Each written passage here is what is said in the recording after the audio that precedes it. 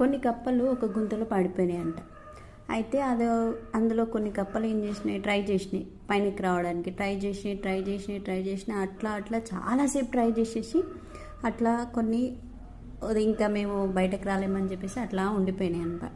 అయితే ఒక కప్ప మాత్రం పదే అట్లా రిపీటెడ్గా ట్రై చేస్తూనే ఉంది. గంట అయిపోయింది, 2 గంటలు అయిపోయింది, అట్లా చేస్తూనే ఉంది. చేసేదాక ఫైనల్లీ బయటకు వచ్చేసిందంట.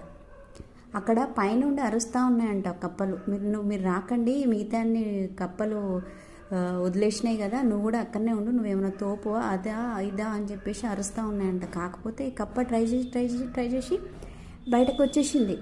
అయితే ఫైనల్గా తెలిసింది ఏంటంటే కప్ప ఎందుకు వినలేదు అంటే కప్ప చెవిటిదంట. అంటే మనం కూడా పైనకి ఎదగాలి అనుకుంటే కొంతమంది ఏదో అంటారు, నువ్వేంది, నువ్వు తోపువా, నువ్వంతా ఇదా అదా, నీకంత సీన్ లేదు, అది ఇది అంటూ ఉంటారు. కానీ మనం ఆ టైంలో అస్సలు ఏం వినిపించుకోవద్దు. మన ఏమైంది, మన టార్గెట్ ఏంది, మనం సాధించడానికి మాత్రమే మనం ట్రై చేస్తూ ఉంటే మన లక్ష్యం అనేది ఖచ్చితంగా మనం రీచ్ అవుతాము. అప్పుడు వాళ్ళని చూసి మనం ఏంటో నిరూపించుకున్నామని జస్ట్ చిన్న చూపు చూస్తే చాలు, వాళ్ళకి అర్థమైపోతుంది మనం ఏందా అనేది.